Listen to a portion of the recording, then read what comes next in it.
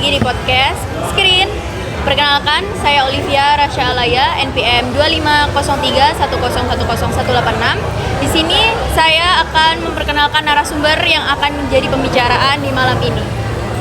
Perkenalkan, nama saya Muhammad Zikri Zensadi, biasa dipanggil Zikri, dengan NPM 2503101046 dan dengan kelompok 16 Screen.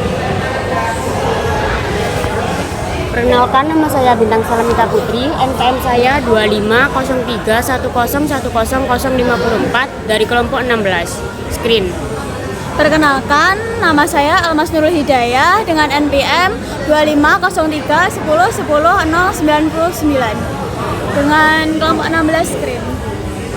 Perkenalkan, nama saya Amanda Ratu Kinasi Pratiwi, nomor NPM 250310101023 dari kelompok 16 Screen. Halo, perkenalkan, nama saya Sarah Fikria Maharani, NPM 250310101054 dengan kelompok Screen. Halo semuanya, perkenalkan, nama saya Niko Diputa Pratama, NPM 250310101034. Saya dari kelompok 16 Screen. Halo, perkenalkan, nama saya Alvin Apria Saputra, NPM saya 250310101053, asal kelompok saya dari 16 Screen. Halo semuanya, perkenalkan, nama saya Nadif Basri-Mantoro, biasa dipanggil Nadif. NPM saya 250310101027. Saya berasal dari kelompok 16 Screen. Oke, malam ini kita mau ngobrolin pembahasan seru nih. Jadi kita akan ngobrolin tentang esensi mahasiswa. Masih ada atau udah hilang? Aku mau tanya nih sama narasumber pertamaku. Gimana sih pendapat kamu tentang esensi mahasiswa ini? Oke, yang pertama saya akan menjelaskan poin tentang aktivis mahasiswa. Aktivis mahasiswa adalah mahasiswa yang peduli dan berani menyuarakan kepentingan rakyat. Mereka tidak hanya belajar dari kampus, tapi juga bergerak untuk perubahan sosial, politik, dan juga budaya. Perannya sangat erat dengan tridharma perguruan tinggi, yaitu pendidikan, penelitian, dan pengabdian masyarakat. Tantangannya sangat banyak, tapi semangat mereka jadi simbol bahwa mahasiswa adalah agen perubahan. Itulah gambaran singkat tentang aktivis mahasiswa. Tetap kritis, peduli, dan berani bersuara. Sampai nanti di materi yang berikutnya. Keren ya untuk pendapatnya dari narasumberku yang pertama ini. Tapi kita nggak mungkin dong satu pendapat doang. Aku mau tahu nih dari narasumberku yang kedua tentang esensi mahasiswa. Setuju ya sama pendapatnya ini mahasiswa pertama, tapi jangan lupa juga tentang sisi akademik. Mahasiswa itu sebagai simbol intelektual. Jadi tugas mahasiswa bukan hanya protes, tetapi juga harus bisa berpikir secara kritis. Udah. Oke.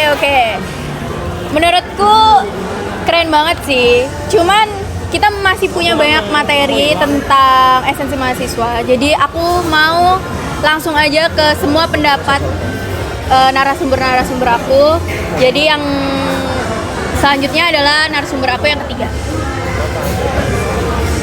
Tapi jujur ya teman-teman, kuliah aja itu udah stres banget gak sih? Kita ngerjain tugas sampai malam, tapi ngapain mikirin esensi gitu loh. Yang penting kita kan dapat nilai, ngumpulin tugas. Buat apa esensi-esensian? Kita kuliah aja udah capek.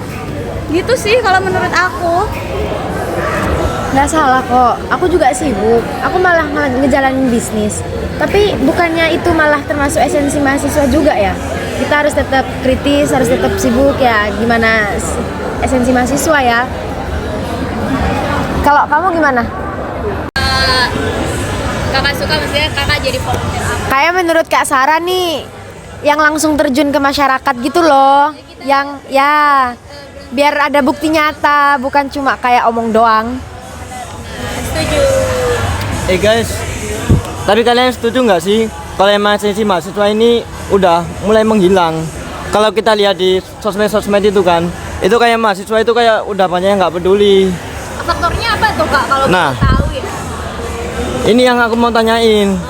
Kalian kira-kira ada yang punya saran nggak atau jawaban gitu? Mungkin Alvin. Alvin, coba. Kalau aku sih lupa. Coba dong, Kak Alvin, faktor apa sih yang menurut Kak Alvin nih, kenapa kok sekarang esensi mahasiswa tuh mulai menghilang? Yang diomongin sama narasumber Niko nih, apa sih Kak? Kalau aku ngerasa sebagai mahasiswa tuh sekarang tuh capek banget.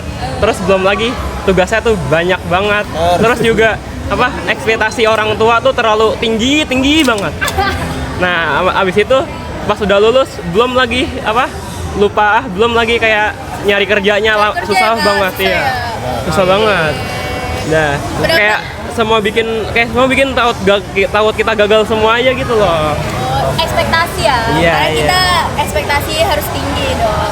Tapi kalau misalnya nggak keturutan nih, ujungnya kita kecewa ya Kak. Gitu, oke. Menurut Kakak gimana?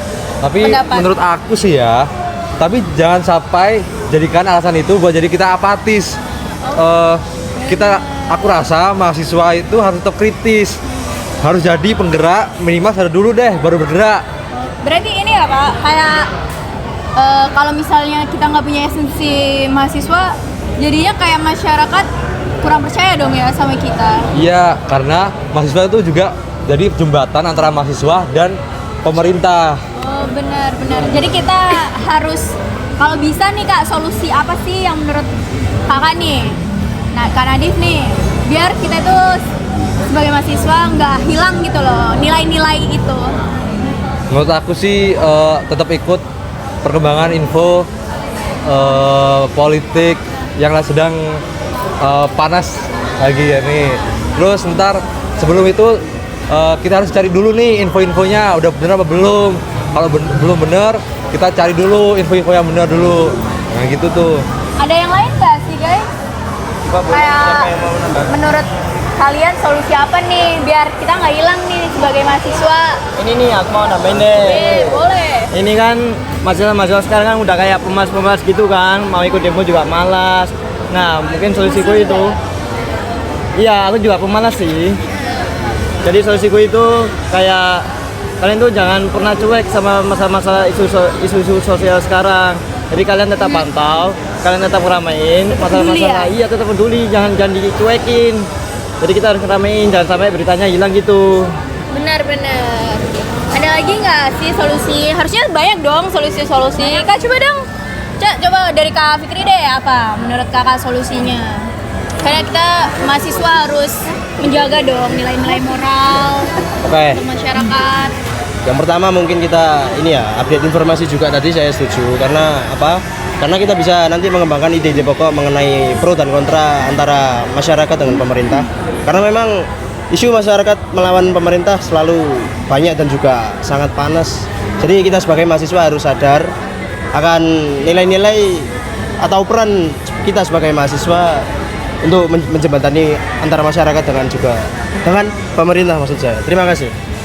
Nih, misal nih ya, guys, kalau misalnya kita punya case ada permasalahan di lingkungan masyarakat kita, cuman kita juga posisinya lagi bermasalah dan punya banyak masalah. Gimana sih kalau misalnya kayak gitu, ada solusi nggak? Padahal kita lagi punya masalah nih, tapi kita juga punya case di masyarakat, ada masalah di masyarakat, dan masyarakat perlu bantuan kita sebagai mahasiswa untuk membantu. Boleh Kak?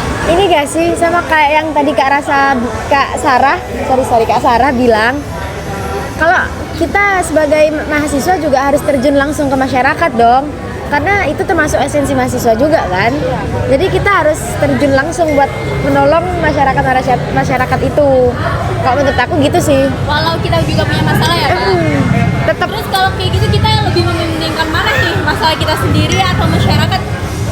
Sebenarnya sama-sama pentingin masalah ya, karena kan kita juga sendiri punya masalah. Cuma ya masyarakat juga butuh kita ya, jadi tolonglah. Nambahin ini ya Mande ya, kan kalau kita terjun ke masyarakat kan itu kita nggak sendirian kan ya, pasti kita sama komunitas kita. Terus nah itu kan bisa ngebuat kita lebih nggak lebih berat gitu loh. Kalau sama-sama kan jadinya lebih ringan gitu. Oke, moderator silakan ditutup.